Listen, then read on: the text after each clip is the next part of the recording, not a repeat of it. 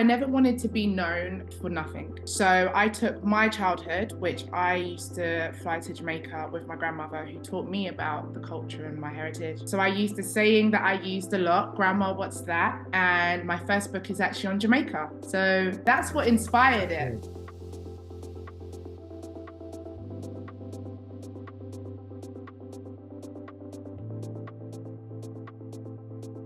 We're all uniquely different, especially with our complexions and stuff. And I really wanted to showcase the different tones of melanin skin and the different hairstyles that we wore with our Afro hair. I really wanted children to identify with them. So I was like, who better? And we're all from 9 Mile. So it all still ties in.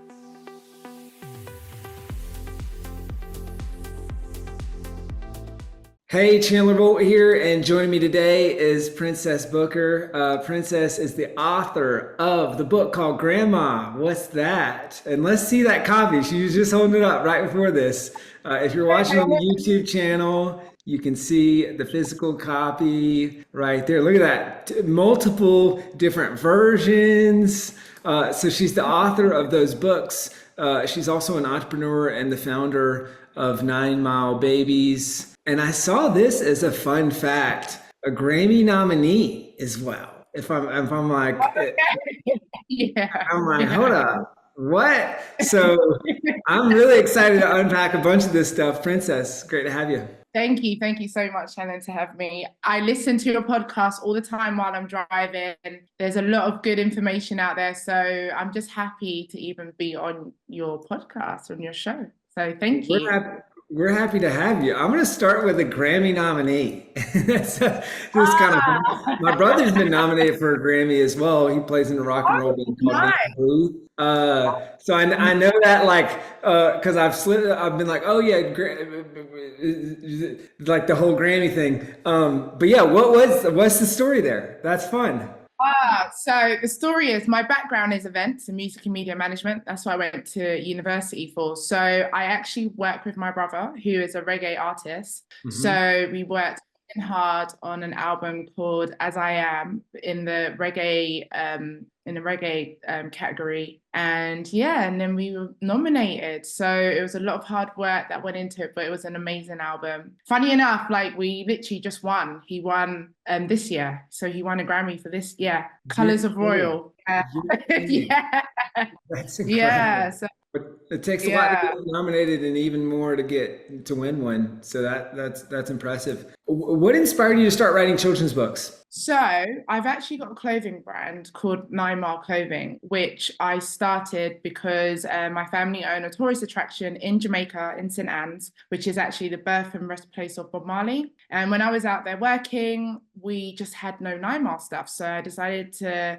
create 9 Mile stuff. And obviously I was selling that. And I had a lot of parents who wanted children's stuff. So I didn't want to put a boring logo on a t-shirt. I wanted to create something really special with meaning. And I thought, but before that, let's educate the children on what 9 Mile is, what Jamaica is. So I took my childhood, which I used to fly to Jamaica with my grandmother, who taught me about the culture and my heritage. And I was like, who better to teach the kids but grandma? So I used a saying that I used a lot, Grandma, what's that? And my first book is actually on Jamaica. So yeah, that's what inspired it. That's cool. That's really, really cool. And I think a lot of people listening to this or watching this can resonate with that story of a lot of times, especially with children's books, it comes from either this thing that you say with your kids, or for a lot of people, it's they're reading a book to their kids and they think one of two things: either A, I could write a better book than this, and there's got to be better kids books and children's books, so why don't I just write one? But then sometimes I feel like a lot of people think, hey, there's this specific message that I kind of want to get across to my kid, and I can't really find a children's book on that, therefore I'm going to create it. But what I think is fun about you is you kind of went the opposite way. It's like, oh, with my grandma, like these were experiences that I had, and so I'm going to use my kind of frame to teach other kids. How do you kind of come up with that? Do you know what? I don't know, but I was just like, when you're little, you get put in clothing and you wear a Nike or whatever, I don't know, and you don't really understand. And I really didn't just want to create clothing for kids. I wanted it to be special. I wanted it to have a meaning. Obviously, I stand firmly behind inclusion and diversity, and I wanted them to really understand and tie into like the characters, but they learn. So now when they do put on that 9 Mile Babies t-shirt or hoodie, they really feel a connection with it. But I feel you can teach before they can really have that. So I wanted to teach them first, share my grandmother with them, and then I could say, okay, we can launch the clothing. Yeah. Cool. Well, and I like the overlap of it makes good sense for the kids, but it also makes good business sense. Because I mean, now you're teaching them about the clothes, and it's just like now I've got way more of an affinity with this clothing brand that I've also read the book about than just any other clothing brand. That's cool. Yeah, I didn't actually even think of all that. I was just, when you're creative, your head's just always doing this. But now I'm like, oh my gosh, that was a really good idea. Yeah, super smart. Yeah. When I feel like just seeing in the titles and in the cover and all that stuff, it's just it ties back to the main brand, which is smart. So I was asking this right before the interview of which came first, the books or the clothing brand. It sounds like maybe there was 9 Mile Clothing and that brand, and was it then 9 Mile Babies, then the books, or it was the book as kind of a segue into the 9 Mile Babies brand? So to be honest, so it started with 9 Mile Clothing. So I launched 9 Mile Clothing in 2018. I did a festival. I did a pre-launch in LA and a festival called Kaya Fest that my cousin does. And then I did a launch event in Miami. And then I went to Jamaica and did a whole sort of behind the scenes tour around. So I did all that. And then I then was like, okay, I'm going to write this book. And I was a bit slow on writing it.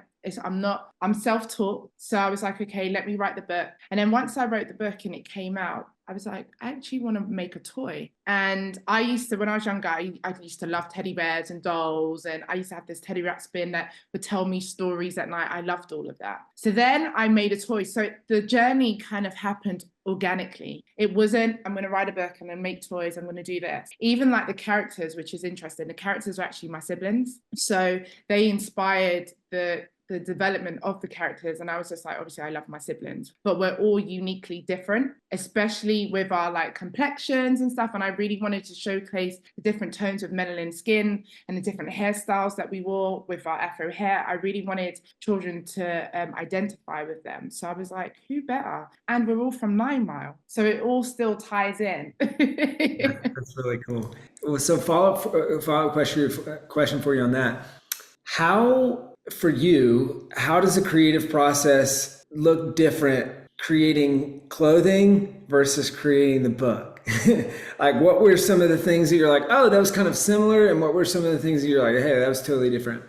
So creating clothing, especially if it's for adults, you're kind of free and you can do different designs and I don't know, just be really free, sort of. When you're writing a book, like when it was just, I had to really go into my childhood and that childlike side, because I'm a bit of a kid, but you have to really sort of start speaking in a different language. So I've had people say to me, oh, you write in such a cute little way. But it was because the way that my grandmother would speak to me, or how I would speak, or when I listen to kids speak, or I'm like, oh, okay. So your tone really changes. Even when I do a post on 9 Mile Clothing and I do a post on 9 Mile Babies, it sounds very different. But I think you have to go to that light-hearted, I don't want to say fluffy, but we're not worried about anything and we're just enjoying life and we just want to play and eat candy and, do you know what I mean, hop around and yeah.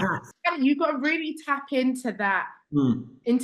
Yeah, because obviously coming from music, and while I still am in music, to this, it's completely different, like two different worlds. Interesting. And I'm just finding my way. And so is that the voice that's different? Or it sounds like, or is it the voice and the creative process is totally different? Yeah, the voice and a bit of the creative process. The culture's still there. Obviously, all my books are about different countries and learning about different cultures. But it's the voice. I guess I use a different tone And I was like, if a parent reads it or they read it to a child, it resonates with them. So my gran would always say, "Oh, come here, dear," or she'll call me like princess or little girl. Like I don't want to give the accent, but because she Oh had a bit yeah. Jamaican. Yeah, totally. Yeah.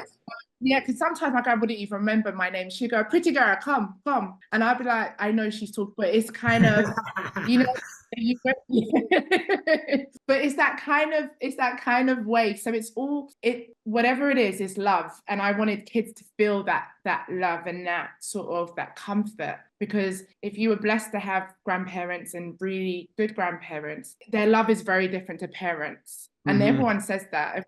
Yeah, my mum treats my kids different to how she treated me. I think because they're Mhm. relaxed and they can enjoy them. Mhm. So exactly. That's cool. I like that. Man, Jamaican culture is so cool. And the accents are just incredible. I mean, you probably get that all the time, but it's just so great. I love Yeah, it. yeah. It's so funny because my other grandparents who were amazing, they were Bajans, so from Barbados. Mm, So I had Jamaica and Barbados. So my second book is actually on Barbados. So I had two different cultures mm, growing up. Uh-huh. And you, what did you call that? You Yeah. said Bayesian? Bajan. So Bajan. So it's Oh, short. So Bayesian. you have, yeah, Or Bajans. Yeah. yeah. So you have, no, see, we got the different accents going on. I got the Southern accent. You got a Jamaican accent. Yeah, Oh. like someone from Barbados, like Rihanna, you would call them Barbadians. So, Mm, or for short slang, Bajans. mhm. Sometimes when I say Bajan, they say, "What? Oh, you're half Asian?" Yeah, No, that's what I thought just too. I'm like, huh, Barbados and Asia. yeah, Like, I didn't know that was a yeah. thing. I'm like, That's no, and then I just say Barbados, and they're like, oh, I'm like, yeah, that's yeah. funny. It just reminds me of Cajun, which would be like, like New Orleans Creole style. Well, Exactly. no, follow-up question. Just start, it's a creative process. So, are you a songwriter at all? No, no, no, no. Okay. My brother Okay. is. But you're in Yeah. music, but not writing. Because I was thinking of the parallel between writing a song and writing a children's book. They're a similar word count. It's kind of interesting. No, yeah. So I'm on the management side and like the Got creative, it. so art, merchandise and stuff. There was a period where I wanted to be a singer, but the passion wasn't strong enough. Yeah. Yeah, yeah. Well, so what was the hardest part of creating the book for you? Oh, good question. Funny enough, the first book came easy. I'm going to say that because it was my life. So it was kind of just putting it in. But I think it was trying to make sure that children weren't bored and they were always excited. And I was always interested in feedback. So I used to get a few of my friends' little ones. I'd be like, just read it to her and see what she thinks and tell me what she really liked. And kids all had different parts. Like one child liked when they left the house, another one liked when there was a hummingbird, or they liked the mango tree because they like the mango tree. And there's a lot of speaking, so I was worried about the speech marks in different conversations and making sure that was correct. Like I was like, to get that proof. But I think it was making the story and keeping their attention. Because yeah, and I always looked at it like if I didn't fully like it, or if I just thought, oh yeah, it's all right, I was like, no, no, no, it's not good enough. So yeah. That's cool. I wanna talk on some of the marketing stuff and a bunch of that here in just a second. But you talked about the creative process for books versus creative process for clothing, that sort of thing. This is just totally selfish question. But on so this is because I was on the website. I'm looking at some of the clothes. I'm like, all right, okay, I got to ask her this. So we're trying to level up our swag at selfpublishing.com, and Yeah. this is not my skill set at all. And so, but I'm trying to, it has sparked some thoughts of, okay, how do you create stuff to where our employees, our customers, like they would actually want to wear it and it's cool, not just kind of slapped together, that sort of thing. So knowing what you know with all your experience, how would you look at that if you were us? Okay, for your brand. Yes. Yeah. Yes. Yeah. So interesting question. So I would first look. Do you know what's really good? What you could always do is your videos, look at the comment and look if Hmm. there's any people say a lot of, Oh, right? interesting. Hmm. Really key. slogan, because what Mhm. you want is clothing, especially your brand and what it is. You've got passionate writers and authors but they all have the same sort of feeling. We're all here. And I think if you can find a few slogans that resonates with us writers, that Mhm. could be a great, like, you can do the logo t-shirts and whatever, Mhm. and do you know what? I'm looking at that book. Like, you could do something, like that book, it says published. You could Mhm. actually just say, like, got milk, because it means Oh, cool. something. You don't really know what it means, but it's Mhm. not, you're not walking around saying that. It's kind of just cute. And I wouldn't even make it so big. I would just do it real small, real cute. I would wear that. Or if it was like a nice little cute tee that I can wear with some ripped up jeans, Mhm. published, because kind of talking to this industry, and it's like, what does that mean? Mhm. So I would do more with a play with words and Mhm. what your community is already speaking on. That's cool. Yeah, Mhm. that yeah.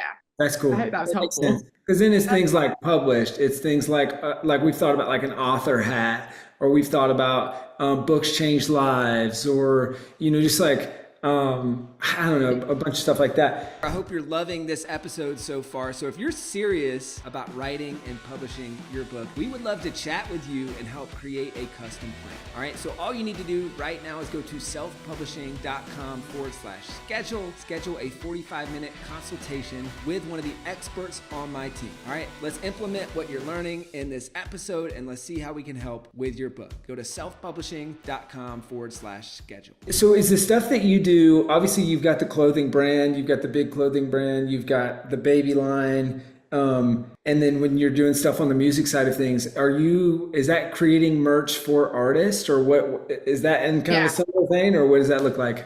So I create merch for my brother. So I do, Got it. yeah. So I make him, Cool. like, yeah, so So I that's like a doing that. similar thing. How do you figure out, is it his name? Because I mean, obviously a lot of band merch, it's the band name and some sort of thing. But then a lot of the best merch, it's got some sort of feel or some like. How do you do that? And any thoughts?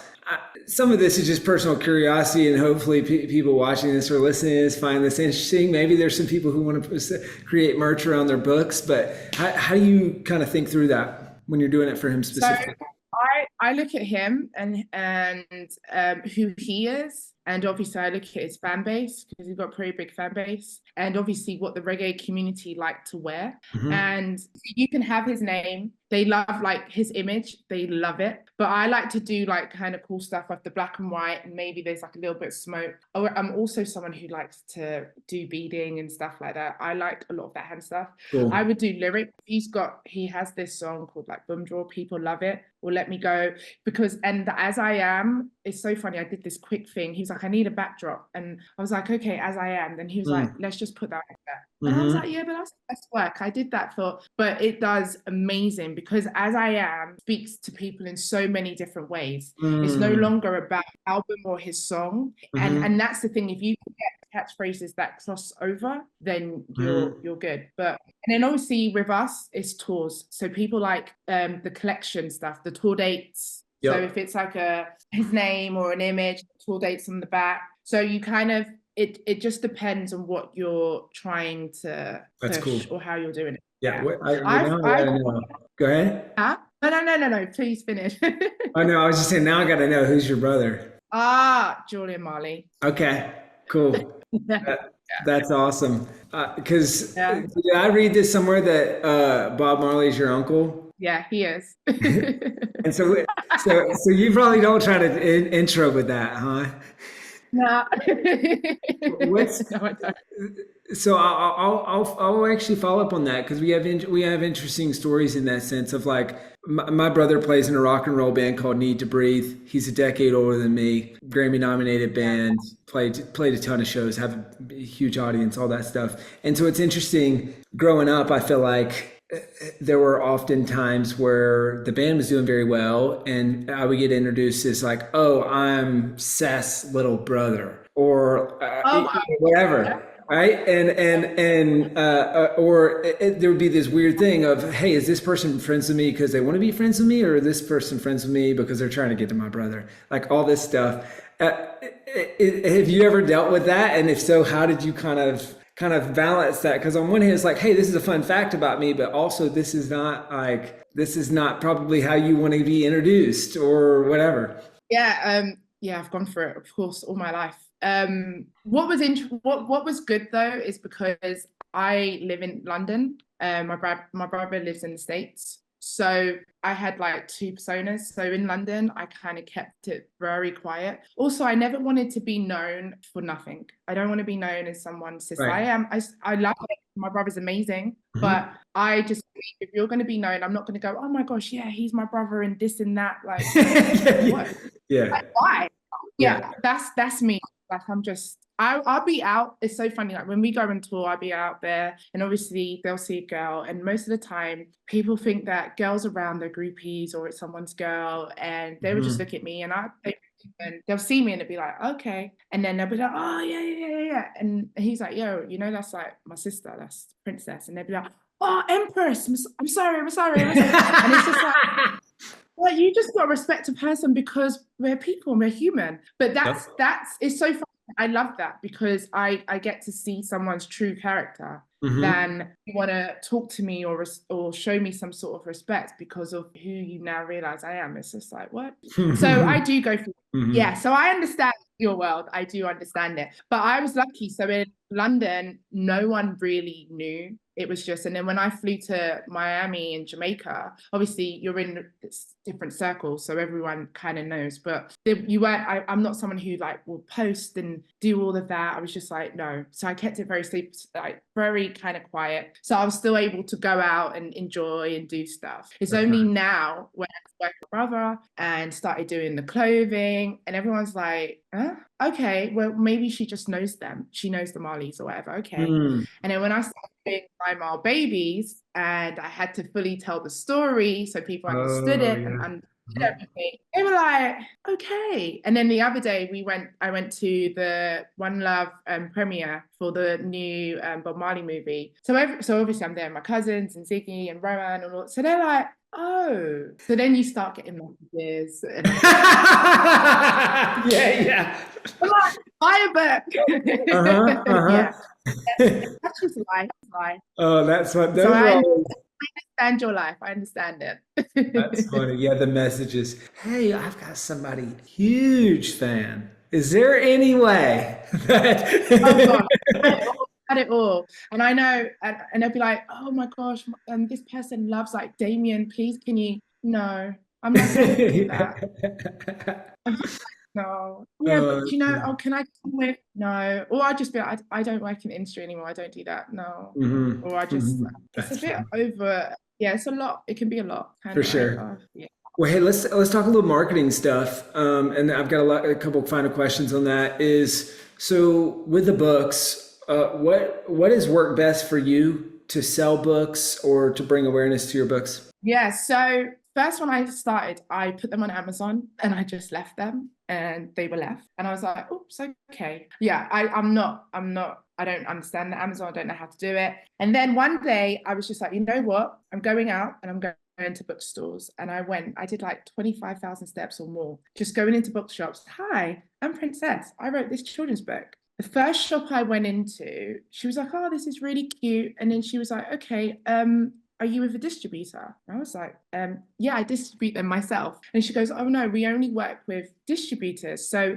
if you're able to get with a distributor, then I'll be happy to stock them. So I was like, okay. I carried on trying stores, but I realized the conversations were the same. So I went back home. I said, okay, besides losing a little weight and gaining some steps in, I said, this isn't going to work. So I said, I started researching distributors. So then that's when I was like, okay, I need to be part of, I don't know if you know, Gardeners. So I emailed Gardeners. It was really hard. I tried to figure this all out. But anyways, I made Nine Mile Babies a publisher. I actually published Nine Mile Babies books and I bought my own barcodes and everything. So I did all that and they're still on Amazon. But you know, when the change actually happened, and I think anyone that's selling books and struggling, pop-ups. I popped up, like the brand launched on the 1st of April last year. So I'm coming up to 1 year and I did pop-ups and I sold nearly 600 books from April to December. And that was just hi. And I had one book because the new book only came out on the 1st of March. Had one book and I just kept telling people about the book and making the sales, making the sales, Mhm. making the sales.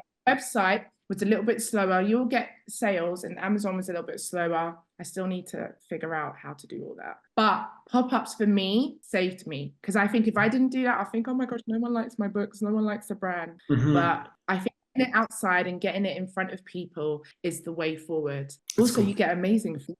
Yeah. Oh, that's a great point. And I think that's one of the toughest parts as an author, right? Because you write this book, someone gets the book, they read it, they have an experience with it, but you don't really get that feedback loop often as an author. You don't get to physically see them, right? If you're playing music, you see them experiencing the song or reacting to the song, or if you're just going out and speaking, or if you're whatever. But with a book, you don't always get that. And so I think that's what's fun about the pop up is getting to interact directly with your readers. Can you for people who don't know, what is a pop up? How does it work? And then how do you line those up? Okay, so a pop-up is arranged by an event organizer. So, for example, anyone who knows London or different, I guess, different in America or different cities, it could be in a shopping mall, it could be at I don't know, at a school, it could be in a local market. But depending on where you feel like your audience is passing through, that's probably where you want to go. So you literally pay a fee and it would be like a day rate, and they'll obviously check depending on who the event organizers, they'll probably check, and then you set up, you got your price.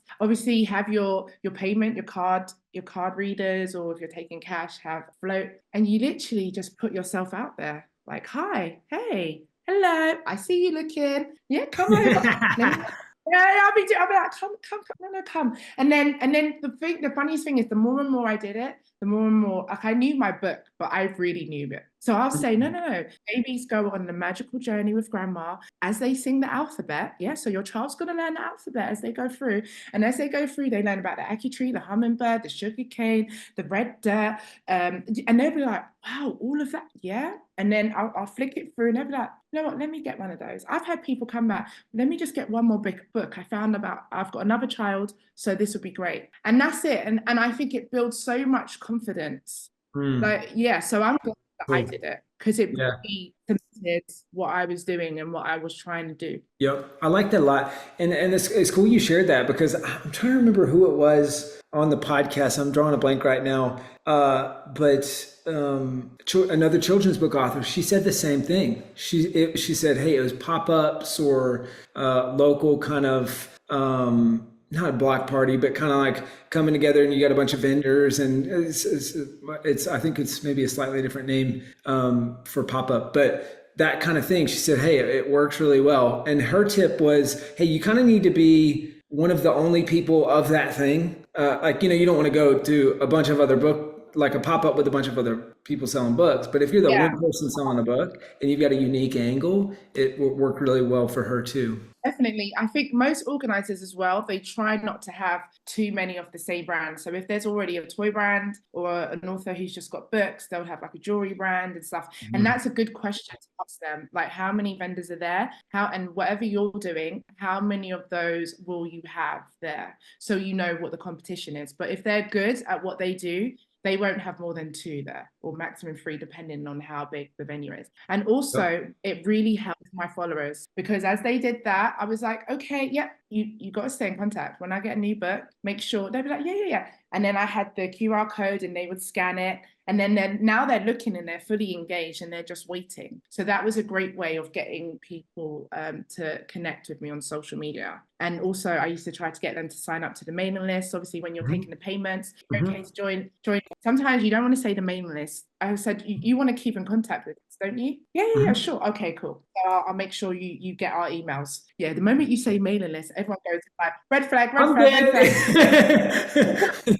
Can you actually preemptively take me off that list? Yeah, no, thank you. Yeah. So That's you kind of funny. want to re-gig. Yeah, I learned that doing it. So That's good. And that's what you learn from doing a bunch of these is the small turns of phrase that make a big difference. Have you seen have you seen people getting the book and leading to them blind, like purchasing from the clothing line, or like has the book tied in with the clothing line sales at all, or not so much? You know what's funny? I have one customer. She's like diehard. She's amazing. She's actually a brand affiliate as well. She actually purchased from my clothing brand, and then obviously was following the clothing brand and stuff. And then I must have mentioned that, oh, I'm starting 9 Mile Babies, and she had a little one, and she was like, the moment I saw that you was doing 9 Mile Babies, I was like, and she was already bought into it. So that was kind of good. Like I converted a few. I don't really promote it on my 9 Mile Clothing page, but what I do is in 9 Mile Clothing, I think I have a tab that says kids. And when you click kids, it goes to 9 Mile Babies. So you kind of go into a whole different world. Yeah. Cool. So I do think but not, they don't sit on each other, because I was like, they both need their own place. And then I've got the toys. So it's just like, yeah. You want to see the toy? Yeah. Do you have one? Oh, of course I got. Here's one. Oh, that's cool. There you go. This is Julian. That's cool. Yeah, so there's like, yeah, and then there's 5 of them. They're huge. They're like, yeah, there you go. So they're all part of the book. Yeah. Cool. And I mean, I'm gonna, because you've got your clothing background, for people that are less familiar with that sort of thing and say, oh, that's cool, I want to do that for my book. Yeah. What's the process look like to get something like that created? Is there a minimum order size? Is there like, what's the cost look like? How do you even do that? So for the clothing, yeah. So what if you wanted to do like For the t-shirts? toys, actually. I was curious on the For the toys. toys, okay. So the toys, oh yeah, it was a whole process. I bet. And they were made in China. Obviously, I had to make a sample. Sample was extreme. This is the first one I made. I was lucky because she came out perfect. This is actually me. So I am one of the 9 Mile Babies, and my auntie made her this dress and these. But I had to. So let me try to see how I could put this. If you've got a character, I used the drawing that I had, and then I went on Alibaba.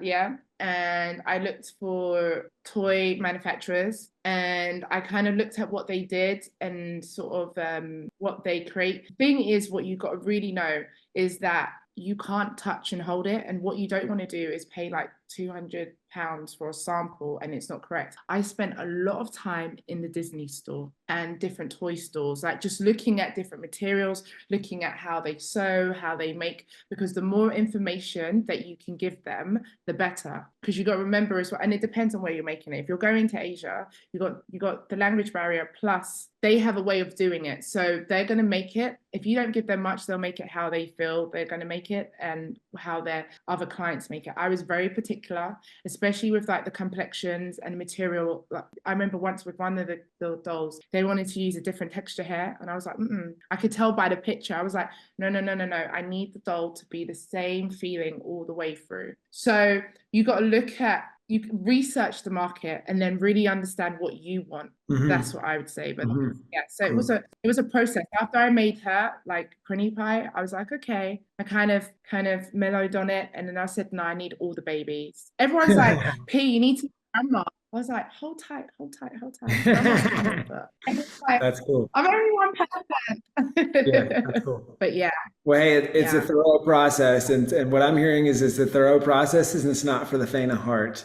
So don't do it for your book unless you're serious about it. Princess, I see last 2 questions for you. First one would be, what would be your parting piece of advice for the princess from a few years ago before you wrote your first book, and the other people out there who are thinking about writing their first children's book? You know what? I said this the other day, right? But this is just, try not take advice from people who have never been where you want to go or where you are. So, do you know, a lot of people are so negative and like believe in you and your capabilities. And also you've got to know who you're talking to. Not everything is for the same person. Like, yeah, so because they can really cripple your growth and really put fear into you. If you believe in what you're doing, keep pushing, like literally keep pushing. And I just think sometimes you could talk to the wrong person and they could really, if you're not confident enough, they could really kind of,